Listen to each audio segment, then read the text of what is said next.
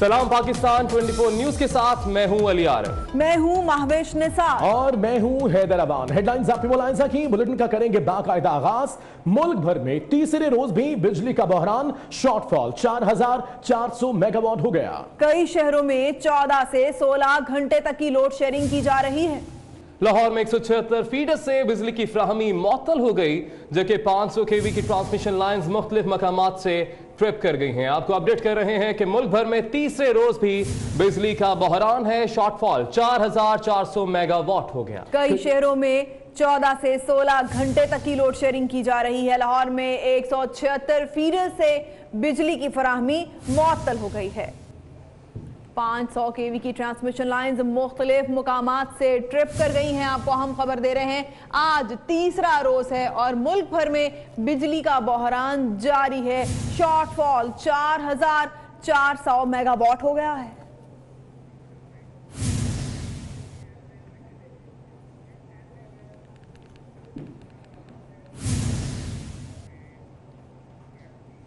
मुल्क भर में तीसरे रोज भी बिजली का बहरान जारी है। 500 केवी की ट्रांसमिशन लाइंस मुख्तलिफ मुकामात से ट्रिप कर गई हैं। इसी वाले से मजीद तफसीलात जानेंगे हमारे नुमाइंदे अवैस कियानी से।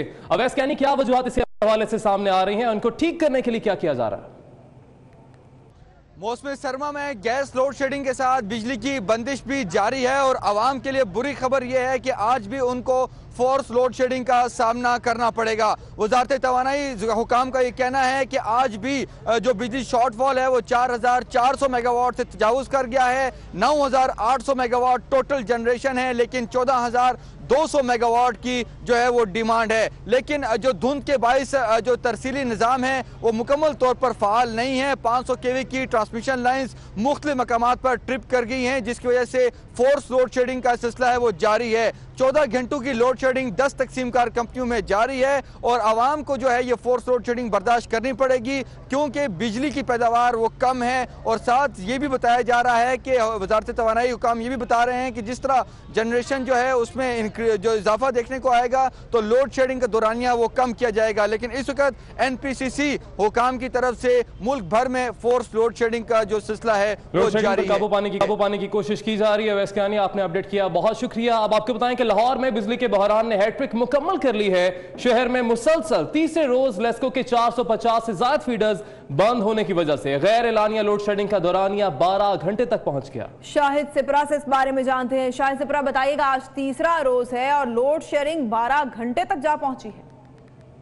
इलेक्ट्रिक सप्लाई कंपनी की जानिब से जो शेड्यूल जारी किया गया है उसके मुताबिक शहरी जो इलाका है, अर्बन एरिया, यहाँ पर 12 घंटे लोड शेडिंग होगी, जबकि दीगर जो मज़ाफ़ाती इलाके हैं वहाँ पे 18 घंटे का लोड शेडिंग शेड्यूल जारी किया गया है। लेकिन शॉर्टफॉल ज़्यादा होने की वजह से लाहौर लेस्को का जो कंट्रोल रूम है उनको लोड मैनेजमेंट करने में काफ़ी हद तक मुश्किलात दरपेश हैं। आज भी लगता है कि यही हालात रहेंगे, चूँकि लेस्को के तकरीबन 450 जो फीडर्स हैं वो इस वक्त बंद हो चुके हैं, जो मुकम्मल तौर पर बंद हैं, और हर घंटे के बाद 1 घंटा लोड शेडिंग करके सिस्टम को बचाने की कोशिश की जा रही है।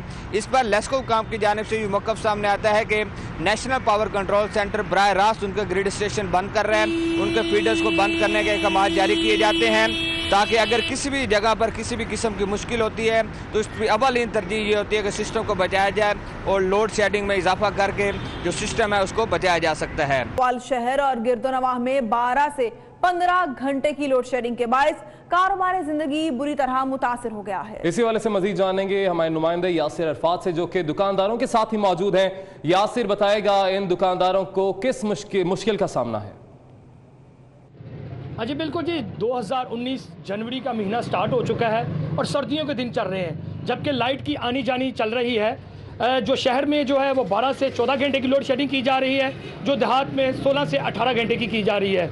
हमारी जब लोगों से बात हुई तो उनका लोगों का क्या कहना था, मैं इस वक्त कचहरी रोड पर मौजूद हूँ, मेरे साथ एक फोटो स्टेट के दुकानदार मौजूद हैं, उन्हीं से बात कर लेते हैं कि वो इस लोड शेडिंग के हवाले से क्या बात करते हैं। जी भाईजान बताइएगा। जी जनाब, जिमें ना क्या भी बिल्कुल बेहतर क्या, अं सवेरे सवेरे घरों काम ते आने ਆਉਂਦਿਆਂ ਸਾਡੇ ਆਉਣ ਤੋਂ ਪਹਿਲਾਂ ਹੀ ਬੱਤੀ ਜਿਹੜੀਆਂ ਨੇ ਗਈ ਹੁੰਦੀ ਹੈ। ਅਸੀਂ ਬਹੁਤ ज़्यादा परेशान में जरा ना दिहाड़ी तकरीबन 8-8 10-10 घंटे बत्ती जान रही है। हाँ जी बिल्कुल जी, जैसा कि आपने इस दुकानदार की बात सुनी, इसका कहना था कि जब हम सुबह आते हैं तो लाइट नहीं होती और शाम तक यही सूरत हाल रहती है। 12 से 14 घंटे तक जो लोड शेडिंग की जा रही है, जिसकी वजह से हमारे घरों के चूल्हे ठंडे हो गए हैं और बच्चों का रोज़गार भी कमाना जो हमारे लिए मुश्किल हो गया है। हमारी जो नए पाकिस्तान में तब्दीली सरकार से ये इल्तिजा है कि लोड शेडिंग के हवाले से इस पर कोई कारामद जो अमल किया जाए ताकि हमारे बच्चों का जो रिज़्क है वो फिर से दोबारा चल सके।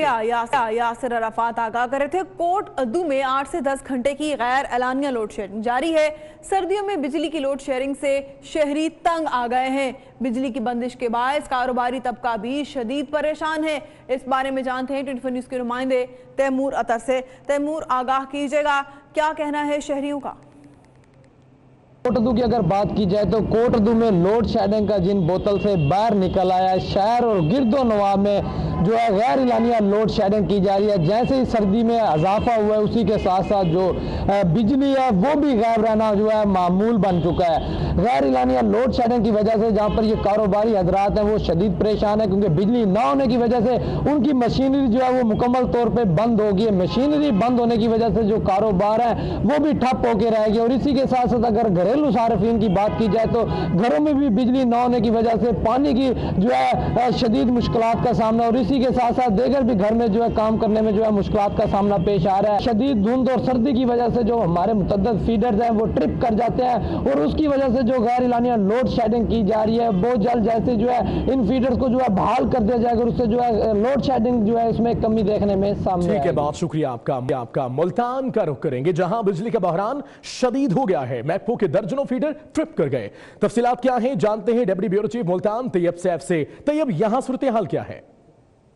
सर्दी के आगाज़ के साथ ही जहां पर गैस की लोड शेडिंग हो रही थी और शहरियों को मुश्किलात का सामना करना पड़ रहा था, अब उसके साथ ही जो मैपको की जानिब से लोड शेडिंग और ट्रिपिंग का मामला है वो भी सामने आना शुरू हो चुका है, जिसकी वजह से शहरियों की जो अजियत है वो डबल हो चुकी है। और इस वक्त अगर हम बात करते हैं पूरे मैपको रीजन की, तो मैपको रीजन के अंदर कुल 50 से ज़ायद फीडर्स हैं जो इस वक्त शदीद ट्रिपिंग के मसाइल का जो है उनको सामना करना पड़ रहा है।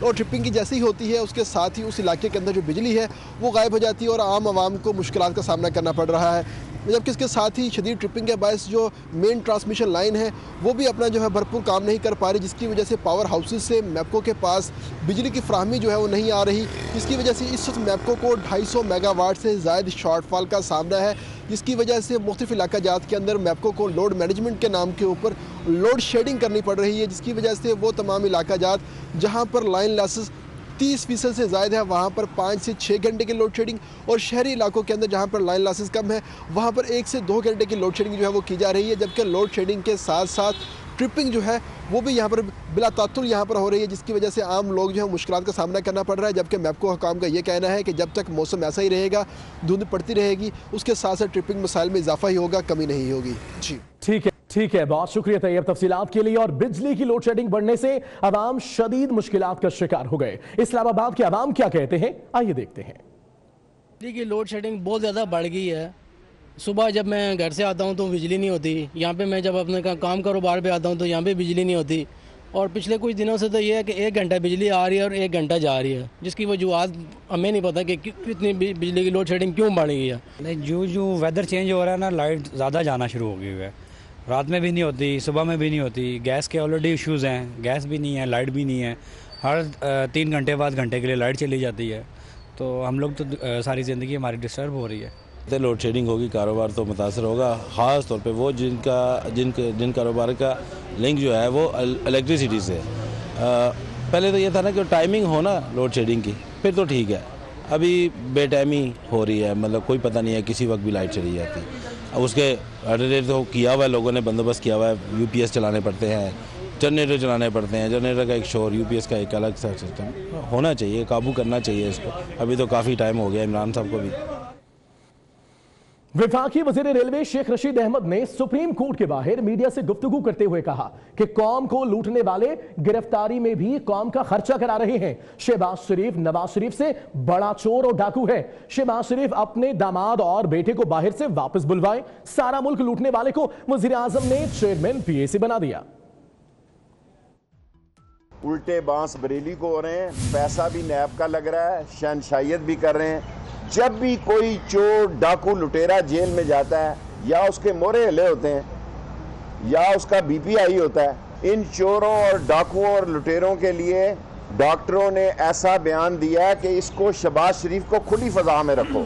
माल भी सारा हमारा खा गया है, डकार नहीं मार रहा, कौम की दौलत लूटने वाले गिरफ्तारी में भी खर्चा नैब का और हुकूमत का करवा रहे हैं। शहबाज शरीफ जो है वो नवाज शरीफ से बड़ा चोर और डाकू है, तो बुलाए अपने दामाद को। मैं अभी चीन गया, मैंने राय बदल ली है, कौम से मैंने माफ़ी मांगी। मैंने कहा मेरा ख्याल था नवाज शरीफ बड़ा चोर है, मैं चीन जाके मुझे पता लगा कि इसके दामाद ने तो झाड़ू, सारे अकाउंट ही सारे इसकी तरफ से जाते हैं। और एक बेटा गया वो वापस नहीं आ रहा, दूसरा जो है जाने के लिए जहाज में बैठा हुआ था, उसको उतार लिया गया। मैंने कहा चोर है शहबाज शरीफ, डाकू है, करप्ट है, डिसऑनेस्ट है, स्लगिश है, एक्स्ट्रावेगेंट है, बेईमान है, लूट खाया सारे मुल्क को। उसको पब्लिक अकाउंट कमेटी का चेयरमैन इमरान खान साहब ने बनाया। जिसने बनाया मैं इसके खिलाफ हूँ, मैं इत्तेहादी हूँ, इमरान खान के साथ खड़ा रहूंगा। वक्त साबित करेगा कि मैं साए की तरह उसके साथ खड़ा रहूंगा। ये गलत फैसला है, मैं सुप्रीम कोर्ट में यहीं पेश होऊंगा इंशाल्लाह 2-3 दिन। सुप्रीम कोर्ट में रेलवे खसाना केस की समाअत हुई। अदालत ने हुक्म दिया है कि रेलवे अराजी लीज पर दी जा सकती है, बेच नहीं सकता। रेलवे जमीन विफाक की मलकियत है, सूबे इस्तेमाल कर सकते हैं, बेच नहीं सकते। रॉयल पाम से मुतल्लिक अबूरी हुक्म नाफिज रहेगा। अदालत ने रेलवे अराजी के इस्तेमाल से मुतल्लिक मामला निपटा दिया। तो इस तरह सुप्रीम कोर्ट में रेलवे खसाना केस की समाअत हुई। अदालत ने हुक्म दिया है कि रेलवे अराजी लीज पर दे सकता है, बेच नहीं सकता।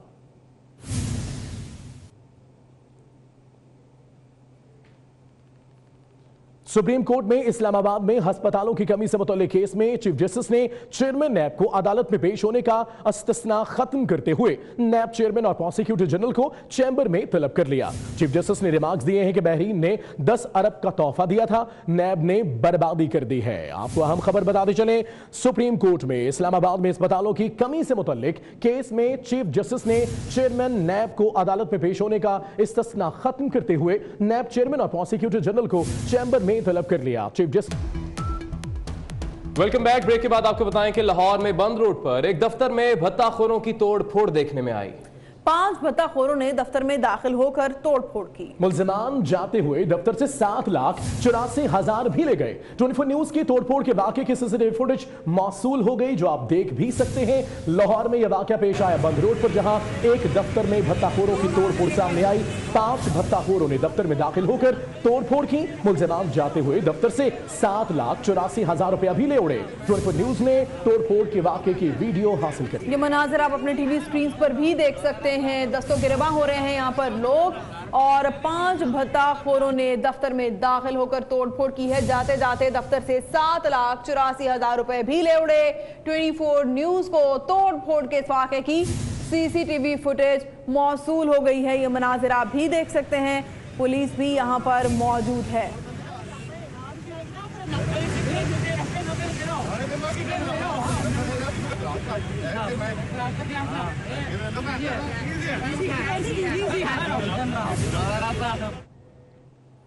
आगे बढ़ेंगे। अब आपको बताएं कि तरक्याती कामों के बायस कराची के मुख्तलिफ इलाकों में 48 घंटे के लिए पानी की सप्लाई बंद कर दी गई है। अब तक कितना काम हुआ है और काम की रफ्तार क्या है, यही जानेंगे हमारे नुमाइंदा समीन नवाज से। जी समीन, अपडेट कीजिएगा। जी बिल्कुल, देखें लियाकताबाद सिंधी होटल के नज़दीक लियारी नदी का ये इलाका है, जहाँ पर S3 मंसूबे के हवाले से कुछ ब्लॉक्स जो हैं वो तातुल का शिकार थे, प्रोजेक्ट मुकम्मल नहीं हो पा रहा था। इंजीनियर साहब मंसूर साहब मेरे साथ यहाँ पर मौजूद हैं। इनसे हम जानना चाहेंगे कि जो यहाँ पर काम रुका हुआ है और अब यहाँ पर पानी की जो लाइन गुजर रही है उसकी मेंटेनेंस भी हो रही है, दरअसल हो क्या रहा है सर, यहाँ पर थोड़ा सा हमें ब्रीफ कीजिएगा। S3 प्रोजेक्ट के नाम से ये कंप्लीट किया जा रहा है। इसमें कराची का रॉ सीवरेज जो है, जो समंदर में जाके गिरता था, जिससे मैरीन लाइफ और नेवल वालों को बड़ा परेशानी होती थी, हमारा सी भी डैमेज हो रहा था, उसको अब एक ट्रीटमेंट प्लांट के ज़रिए ट्रीट करके इसको समंदर में डाला जाएगा। तो उसकी ये प्रोजेक्ट है पूरा हमारा गरीबाबाद से लेके और कीमाड़ी तक है। इसमें एक मिसिंग लिंक है हमारा, ये 75 मीटर का टुकड़ा रह गया हमारा। MS पाइप का पीस हम RCC पाइप की जगह पर रिप्लेस करेंगे, वो काम कंप्लीट हो जाएगा। उसके बाद हम नीचे से अपना कंड्यूट कंप्लीट करेंगे और ये हमारा S3 का प्रोजेक्ट का एक फेज़ कंप्लीट हो जाएगा हमारा पूरा। और इसमें कितना टोटल टाइम ड्यूरेशन जो इसमें बताया जा रहा है, कितना वक्त? देखिए, क्लोजर तो हमने 2 दिन का 3 दिन का लिया हुआ, लेकिन और कोशिश भी यही है कि आपने देखा है कि सामान भी सारा मौजूद है, प्रिपरेशन भी कंप्लीट है सारी, और इंशाल्लाह ये है कि 2 से 3 दिन में इस काम को कंप्लीट कर लिया जाएगा। 2 से 3 दिन में पानी की जो यहाँ पर लाइन गुजर रही है उसकी तब्दीली का काम मुकम्मल कर लिया जाएगा। जिला वस्ती डिस्ट्रिक्ट सेंट्रल के जो इलाके हैं उन लोगों को पहले से आगाह कर दिया गया था कि 48 घंटों के लिए मुरम्मती काम यहाँ पर चल रहा है तरक्याती मंसूबे के सिलसिले में, लिहाजा पानी का जो है वो मुतबादिल इंतजाम कर लिया जाए या उसको स्टोर करके रख लिया जाए। इस हवाले से हमें ब्रीफ कर रहे थे। ठीक है, बहुत शुक्रिया समीर नवाज, आपने अपडेट किया। लेकिन कराची में मुख्तलिफ इलाकों में पानी 48 घंटे के लिए बंद तो कर दिया गया, लेकिन शहरियों का कहना है तेज तरक्याती काम तो अब हो रहा है, काफी अरसे से पानी का बहरान है। उन्होंने मजीद क्या कहा आपको भी सुनाते हैं। पानी हमारी लाइन में पानी है ही नहीं, ना बोरिंग कराओ 20-20 हज़ार रुपए दो, 20-20 हज़ार मांगते हैं, कहाँ से कारोबार है नहीं बिल्कुल भी। लाइन तो वहाँ से ना धोबियों ने वहाँ से लाइन ले रखी है, इस हमारा पानी यहाँ से बंद हो जाता है। बहुत गंदा पानी आता है, थोड़ी देर आता है साफ पानी, और वो भी रात में आता है 3-4 बजे के करीब, और वैसे पूरा दिन नहीं आता पानी। अभी आपको बराह रास्त लिए चलेंगे कराची, जहां पर पाकिस्तान तहरीक इंसाफ के रहनुमा खुर्रम शेर जमा मीडिया से गुफ्तगू कर रहे हैं। लेकिन जब इलेक्शंस होते हैं, इलेक्शंस में मैदान में आप उतरते हैं तो हर खिलाड़ी अपना खेल खेलता है, हर जमात अपना खेल खेलेगी और साबित करेगी कि अवाम किसके साथ है। तो मैदान में इंशाअल्लाह ताला ये फैसला होगा कि अवाम पाकिस्तान तहरीक इंसाफ के साथ है।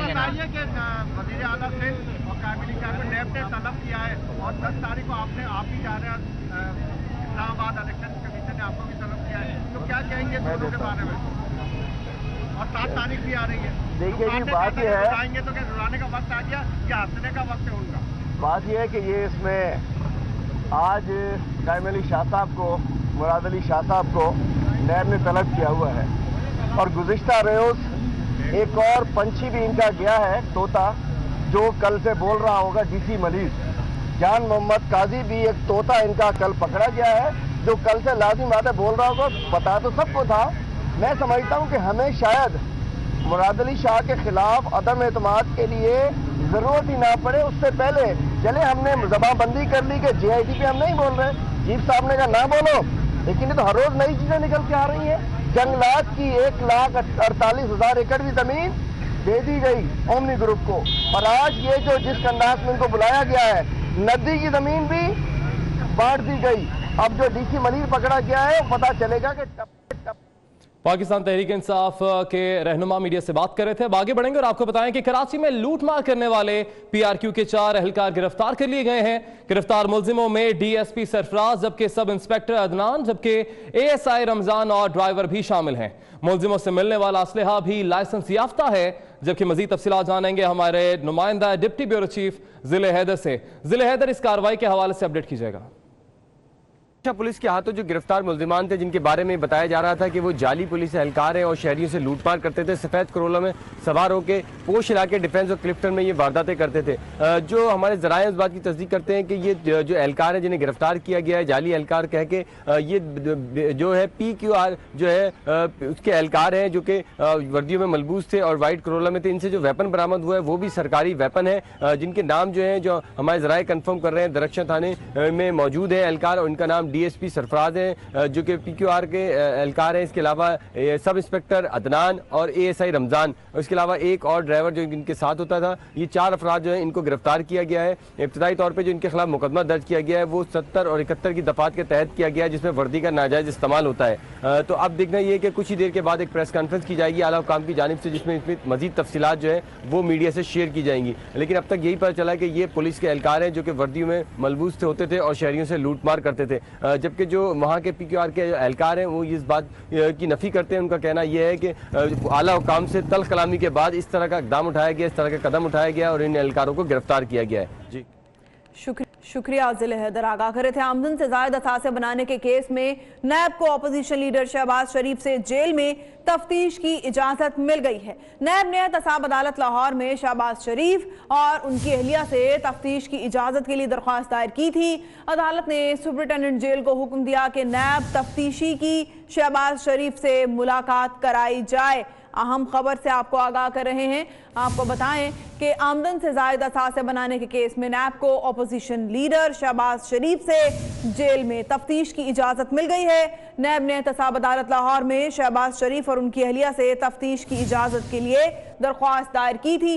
अदालत ने सुपरिटेंडेंट जेल को हुक्म दिया है कि नैब तफ्तीशी की शहबाज शरीफ से मुलाकात कराई जाए।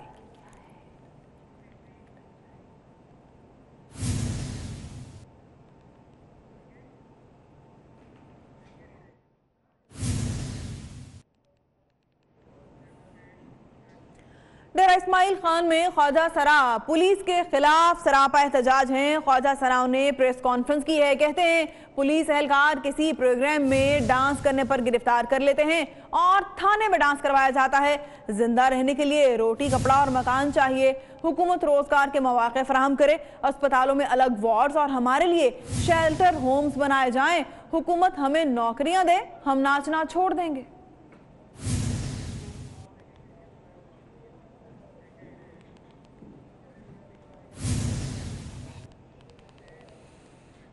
भारत से आए वकला ने पंजाब यूनिवर्सिटी लाहौर का दौरा किया है। ऑल इंडिया बार एसोसिएशन के सेक्रेटरी हरप्रीत सिंह पंजाब यूनिवर्सिटी को देखकर आपदीदा हो गए। कहते हैं हमारे आबाओ अजदाद पंजाब यूनिवर्सिटी के ग्रेजुएट्स हैं। दोनों ममालिक के अवाम अमन चाहते हैं। भारतीय मीडिया झूठा प्रोपेगेंडा करता है।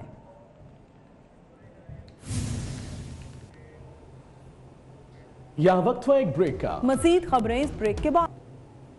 हुकूमत बदली और साल भी बदल गया, मगर बदला नहीं तो वो है मनावा के इलाका मकीनों की तकदीर। इस वक्त मैं मनावा के एक इलाके उमर खान रोड पर मौजूद हूँ और यहाँ पर जो इलाका मकीन है वो आज भी शहर की रेल पिल से दूर दिखाई दे रहे हैं। इलाके में जगह जगह गंदगी के ढेर और उसके साथ सीवरेज का निज़ाम जो है वो मुकम्मल तौर पर धर्म बरहम हो चुका है, जिसके बाद मुख्तलिफ बीमारियाँ फैल रही है। अब से कुछ देर कबल हमारी यहाँ पर कुछ इलाका मकीनों ख़वातीन से भी बात हुई तो उनका कहना है कि गुज़श्ता 3 सालों से जो है वो मनावा के इस इलाके में सीवरेज का निज़ाम ख़राब है, गंदा पानी गलियों में मौजूद है, गुजरने पर मुश्किलात होती हैं, मेन होल से ढक्कन गायब है, जिसके बायस मुतअद्दिद बार जो है वो बच्चे भी जो है वो गटरों में घिर चुके हैं और उसके साथ मस्जिद जाना होता है, कब्रिस्तान जाना होता है, मगर इस गंदे पानी की वजह से उनकी ज़िंदगी जो है वो अजाब बनकर रह चुकी है। और साथ ही साथ जो सबसे अहम मसला दरपेश है इलाका मकीनों का, इनका कहना है कि मुख्तलिफ बीमारियाँ फैल रही हैं, बीमारियों के साथ साथ मच्छर यहाँ पर पैदा हो रहे इस गंदे पानी के बायस, मगर मुतलका इदारे जो है वो किसी किस्म की सुनवाई नहीं कर रहे। इनका कहना है कि मुतअद्दिद बार जो है मुतलका इदारों के पास भी गए हैं, वहाँ पर शिकायत भी दर्ज करवाई है, मगर किसी किस्म की इनकी सुनवाई नहीं हो रही है। इलाका मकीनों ने आला हुकाम से इस बात का मुतालबा किया है कि उनके इस देरीना मसले को हल करें। जी, मसले को हल करें उस्मान, बहुत शुक्रिया। और सीडीए के बाद मेट्रोपॉलिटन कॉर्पोरेशन इस्लामाबाद में भी निजाम दरहम बरहम हो गया। एमसीआई अफसरान चीफ म्यूनिसिपल ऑफिसर के खिलाफ इकट्ठे हो गए। नजफ इकबाल मनपसंद अफसरों को नवाजने के लिए सीनियर अफसरों को मुअत्तल कर रहे हैं। तफसीलात बता रहे हैं वलीद चौधरी। जी वलीद। जी बिल्कुल, आपको बताते चलें कि जो सीडीए के जो इंजीनियरिंग अफसरान हैं उनके बाद जो मेट्रोपॉलिटन कॉर्पोरेशन इस्लामाबाद के जो अफसरान हैं उन्होंने भी जो चीफ म्यूनिसिपल अफसर हैं उनके खिलाफ बगावत का ऐलान कर दिया। और आपको बताते चलें कि उसकी वजह सबसे बड़ी ये है कि जो मुतासर अफसरान हैं उनका ये मौक़िफ़ है कि जो चीफ म्यूनिसिपल अफसर हैं वो जूनियर अफसरान को नवाजने के लिए जो सीनियर अफसरान हैं इनको ना सिर्फ इनका इस्तेहसाल कर रहे हैं बल्कि इनको आए रोज़ जो है वो मुअत्तल किया जा रहा है, जिसकी वजह से जो अफसरान हैं उनमें खासी तशवीश पाई जाती है। गुज़िश्ता रोज़ भी जो डीजी वाटर सप्लाई हैं डॉक्टर शाहिद मसूद, उन्हें भी जो है वो मुअत्तल किया गया। दूसरी तरफ आपको बताते चलें कि इससे पहले भी गुज़िश्ता रोज़ जो इंजीनियरिंग कैडर के जो अफसरान हैं उन्होंने जो अपने मेंबर हैं ग्रेड 19 के जो अफसर हैं उनके खिलाफ जो है वो इसी तरह जो है वो एक मुतफ़िका करारदाद जो है वो उसका ऐलान किया था। और उसके बाद आज ये दूसरा वाक़या जो है वो सामने आया जिसमें जो म्यूनिसिपल कॉर्पोरेशन है इस्लामाबाद की उसके जो अफसरान हैं वो भी अपने जो चीफ म्यूनिसिपल अफसर हैं ठीक है, ये दूसरा वाक़या पेश आया है। वलीद बहुत शुक्रिया। आगे बढ़ते हैं। एफआईए साइबर क्राइम विंग की गुजरावाला में कार्रवाई हुई। लाहौर के निजी बैंक का सीनियर मैनेजर वसीम फारूक साथी खातून समेत गिरफ्तार। मुलजिम बेनजीर इनकम सपोर्ट प्रोग्राम के मुस्तहकीन के अकाउंट से रकम निकलवाता था। मुस्तहकीन के जाली एटीएम भी बना रखे थे। यह वाक़या पेश आया है। एफआईए साइबर क्राइम विंग की गुजरावाला में कार्रवाई हुई है। लाहौर के निजी बैंक का सीनियर मैनेजर वसीम फारूक साथी खातून समेत गिरफ्तार कर लिया गया है। मुलजिम बेनजीर इनकम सपोर्ट प्रोग्राम के मुस्तहकीन के अकाउंट से रकम निकलवाता था।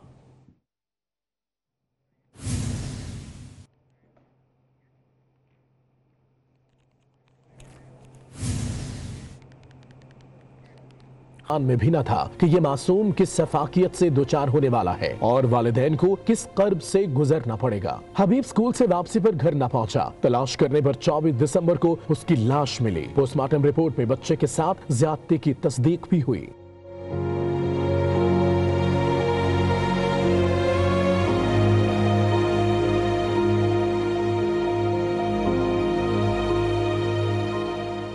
सरबोरीदा लाश तो दफन कर दी गई, मगर बच्चे का सर और एक बाजू अभी तक नहीं मिल सका। बच्चे के वालिद का सवाल है कि इसे सहारा कौन देगा, इंसाफ कौन देगा। बच्चे की गमज़दा मां भी इंसाफ की मुतलाशी है। मेरे साथ होने वाला जुल्म ये कोई पहला वाक़या नहीं है और इंसाफ का नाम मिलना रियासत का दस्तूर रहा है। मुझे इंसाफ कौन देगा? ये मेरा बेटा नहीं, पूरी कौम का बेटा है और अब ये कौम का ही हक बनता है कि हमें पूरा इंसाफ दिलाएं। मुझे इंसाफ चाहिए। मेरी आला हुकाम से ये दरख्वास्त है, चीफ जस्टिस साहब से, वज़ीर आज़म साहब से मेरी दरख्वास्त है कि मुझे इंसाफ दिलाया। पुलिस का कहना है कि मुल्जिम की तलाश जारी है। क्या पुलिस का ये रिवायती मौक़िफ़ वालिदैन के गम को कम कर सकेगा? हैदराबाद में मुबैना तौर पर जहरीली चिप्स खाने से एक बच्चे की मौत और उसकी जुड़वा बहन की हालत गैर होने का मुकदमा दर्ज कर लिया गया है। कैंट पुलिस ने एसएचओ की मुदायत में मुकदमा दर्ज किया है। आपको बताएं कि हैदराबाद में मुबैना तौर पर जहरीली चिप्स खाने से एक बच्चे की मौत और उसकी जुड़वा बहन की हालत गैर होने का मुकदमा दर्ज कर लिया गया है।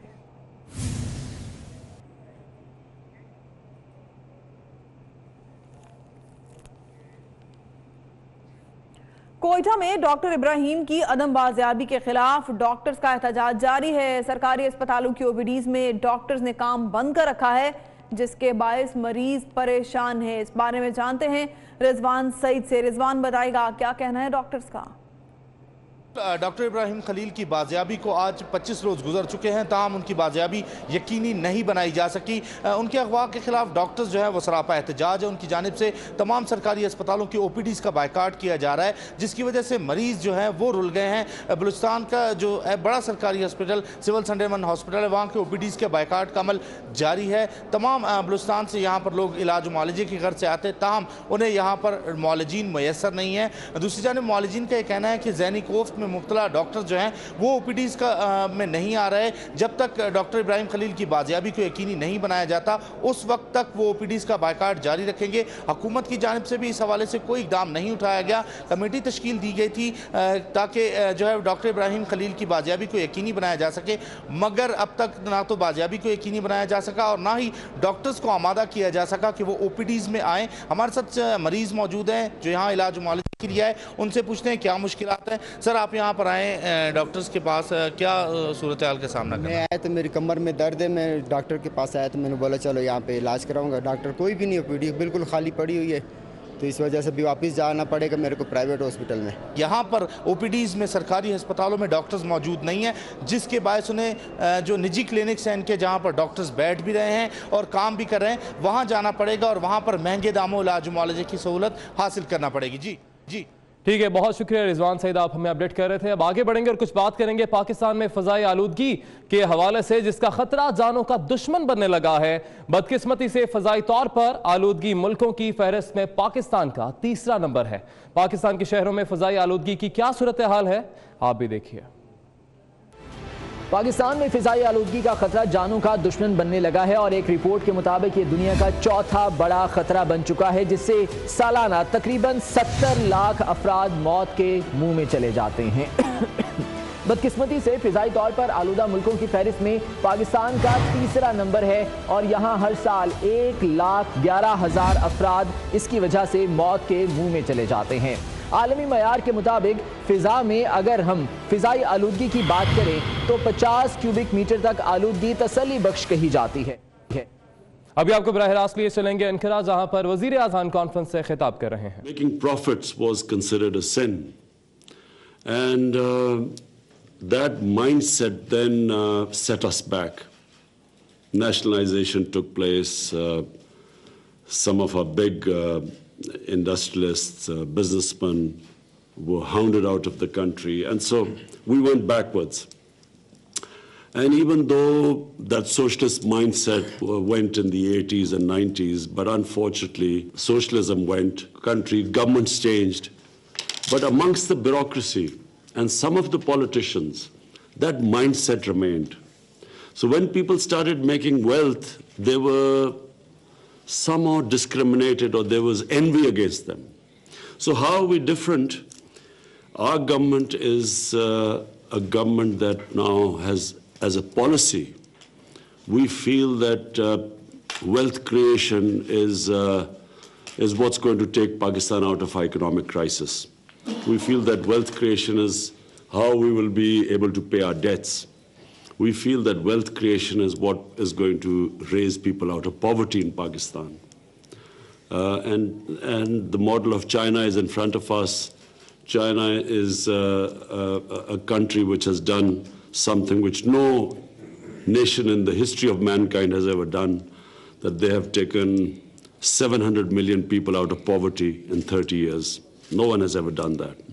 And one of the ways was that they allowed wealth creation, and then they had specific programs to lift the bottom tier of the people out of poverty. So we, as a government, our main concern is to take people out of poverty. To take people out of poverty, we have to allow people to make money. The more money is made, the more wealth is created, the more we have ability to raise taxes, and through them we can then use that money on the bottom tier of our society. So we as a government are now making every effort to remove impediments in the way of investors and businesses. We have an office set up in the Prime Minister's Secretariat. Job of that office, a board of investment, is to make it easy for people to invest. And so this process has started. We are the only thing which we want to impose or eradicate in our society is corruption. Because corruption, unfortunately, makes it difficult for especially the small and medium industry to flourish, but also for investors, genuine entrepreneurs to prosper in a society. Corruption becomes the reason why countries also do not achieve their potential. So I can assure you that your concerns, we look forward to the paper which you're going to give us, that where are the problems happening. Some of us we already know because we have discussed the various issues Turkish investors faced in Pakistan. We have already discussed this. And we already, reason is erratic policy making, unpredictable policies, decisions changed midway through, and so no investor likes this unpredictability, and then you set out to invest something given a certain set of policies, and then midway through the policies are changed. We realize that that's what's been happening. But we want to assure you that we will be now, you will be finding a completely different government, a government that is going to promote investment. And the best thing, of course, when you talk about investing in Pakistan to use and then exporting out of Pakistan, that's really what we need right now, because our exports have suffered because of flawed policy making. We have stagnant exports. So we are going to actively promote exports. Most of all, protect our investors. We want to give employment to a young population. So therefore, our priority will be wealth creation. So therefore, we look forward to your input, and I assure you that we will be working with you to make it easier for you to invest.